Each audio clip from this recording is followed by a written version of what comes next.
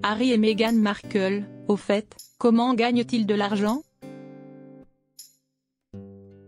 Meghan Markle a récemment opéré un retour en force sur le plan professionnel en signant un juteux contrat avec Lemonada Media afin de lancer une nouvelle série de podcasts. Une rentrée d'argent bienvenue pour le couple de Sussex, devenu financièrement indépendant en janvier 2020, après leur départ fracassant de la famille royale.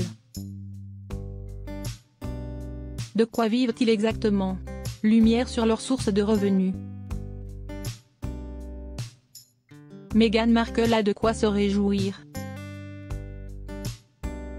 Moins d'un an après la rupture de son contrat avec Spotify, la duchesse de Sussex vient de signer un nouveau partenariat avec la chaîne américaine de podcast Lemonada Media. Non seulement l'accord prévoit la production d'un nouveau programme audio mais également la reprise de son premier podcast à succès baptisé Archetype.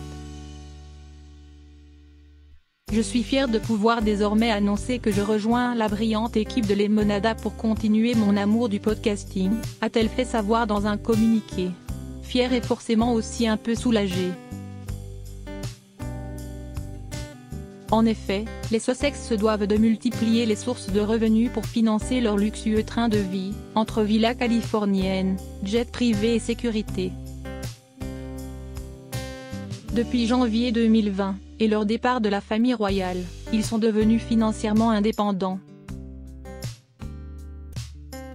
Si le couple peut compter sur sa fortune personnelle, amassée avant leur mariage, elle n'est pas éternelle. Publication de livres, séries télé, podcasts. État des lieux.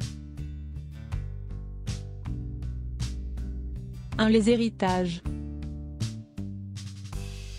Avant de rencontrer Meghan Markle, le prince Harry a bénéficié, selon Forbes, d'une part de l'héritage laissé par Queen Mum et c'est près de 100 millions de dollars, soit 83,7 millions d'euros.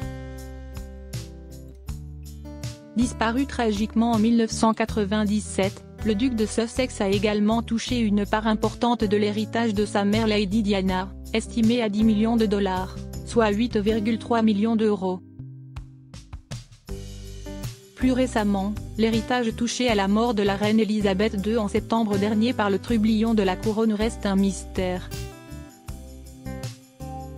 De son côté, Meghan Markle aurait récolté environ 2 millions de dollars, 1,6 million d'euros, toujours selon Forbes grâce à sa carrière d'actrice, principalement pour son rôle de Rachel Zane, l'assistante juridique très sexy de la série Suits, avocat sur mesure pendant cette saison. Mais ces sommes fondent comme neige au soleil.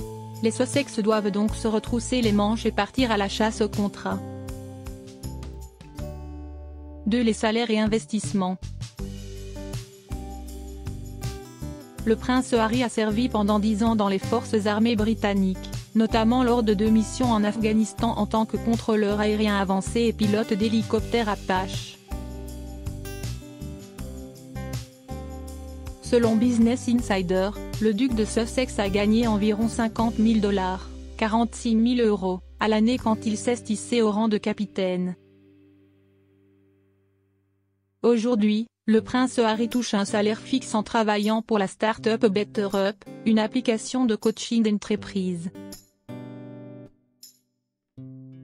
Le prince Harry a été embauché pour la première fois en 2021 en tant que directeur de l'Impact. Selon les indiscrétions de Sky News, le prince Harry toucherait un salaire à 7 chiffres. Meghan Markle a, de son côté, réalisé de bons investissements, notamment dans le milieu des start-up. La duchesse de Sussex a investi dans Clover Blend, une entreprise de latte instantané au lait d'avoine, située à Santa Barbara, non loin de Montecito. Et la duchesse a eu le nez creux. Selon Vanity Fair, la marque s'est développée au point que l'investissement de Meghan aurait pu lui rapporter près de 10 millions. À noter également que chaque discours prononcé par le duc ou la duchesse de Sussex se monnaie au prix fort. Quand ils sont invités à prendre la parole pour apporter leur expertise lors d'une conférence, de coquettes sommes tombent sur leur compte en banque. Pour exemple, en février 2020, le prince Harry s'est exprimé lors d'un sommet privé de JP Morgan à Miami, ce qui lui a rapporté la jolie somme d'$1 million, près de 930 000 €, toujours selon Forbes.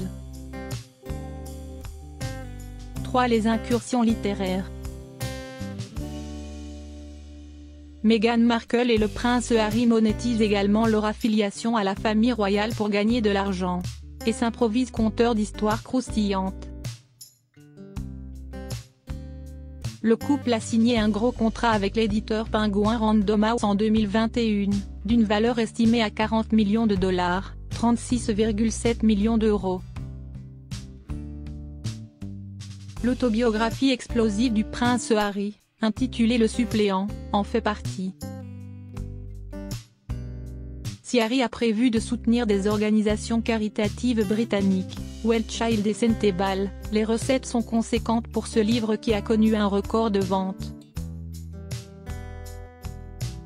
Le fils cadet de Charles III aurait perçu environ $20 millions, 18 millions d'euros, d'avance pour son brûlot contre la firme. Les autres projets littéraires du couple de Sussex restent pour l'heure inconnus. S'il se murmure que le prince Harry aurait assez pour écrire un deuxième tome de ses mémoires, Meghan Markle pourrait également être amenée à raconter son histoire. De quoi donner de nouvelles sueurs froides au Windsor. Meghan Markle s'est aussi frottée au monde de l'édition, mais ses œuvres ont rapporté nettement moins que son époux. En 2021, elle a publié un livre d'images pour enfants intitulé The Bench, qui lui aurait valu une avance de $618 000, soit 570 000 €.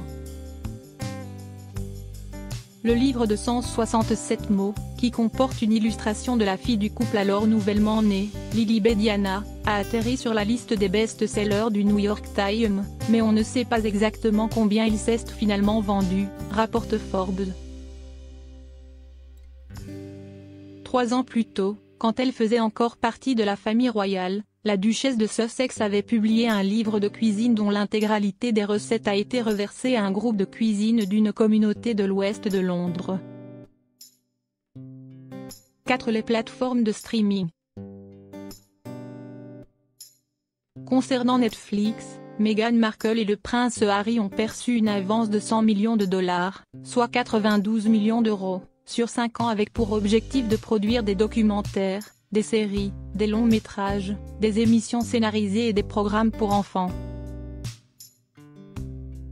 Le dernier programme qui a récemment marqué les esprits s'est intitulé Harry et Meghan, docu-série où le couple de Sussex raconte son départ de la famille royale.